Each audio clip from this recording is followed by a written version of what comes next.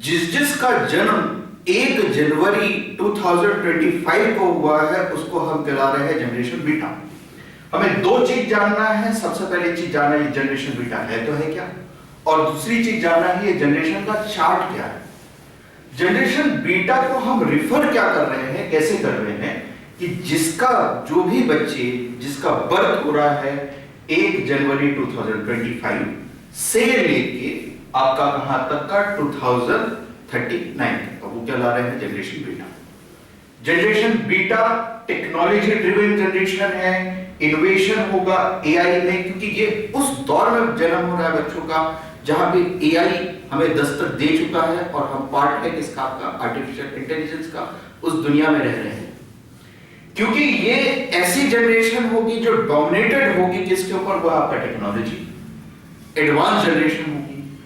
और advance generation के साथ साथ इसके बाद का कौन सा जनरेशन है, तो वो बाद का जनरेशन है उसको बोलते हैं जनरेशन गामा। अब इस जनरेशन के पूरे चार्ट को देख लेते हैं। इनका चार्ट बड़ा सिंपल है। 1901 से लेकर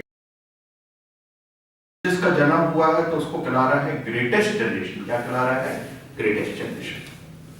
जिसका जन्म 1928 से लेकर 1945 तक का हुआ है वो कहला रहा है साइलेंट जनरेशन। फिर आता है 1946 से लेकर 64 के बीच में जन्म हुआ वो कहला रहा है बेबी बूमर। क्या कहला रहा है, बेबी बूमर। बेबी बूमर कैसे, राइट्स को डिमांड कर रहा है, सिविल राइट्स का टाइम चल रहा है, बहुत सारे अधिकार मांग कर रहे हैं, इसके कहला रहा है बेबी बूमर।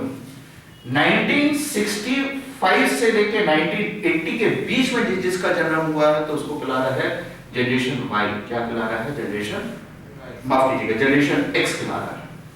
1981 से लेकर 1996 तक का जिसका जन्म हुआ है तो वो कहला रहा है जनरेशन वाई। 1997 से लेकर 2010 के बीच में जन्म हुआ है तो वो कहला रहा है जनरेशन जेड। 2011 से लेकर 24 के बीच में जन्म हुआ है तो वो कहला रहा है जनरेशन अल्फा। 2025 से लेकर 29 के बीच में जिसका जन्म हुआ है तो उसको कहला रहा है जनरेशन बीटा। और 2040 से लेके आगे 2056 तक का जिसका जन्म होगा भविष्य में वो या तो गामा कहलाएगा या तो डेल्टा कहलाएगा। ये अभी ऑफिशियल नेमिंग नहीं किया गया है। ये बात हमको स्पष्ट हुई। थोड़ा एनालिटिकल पार्ट देख लें।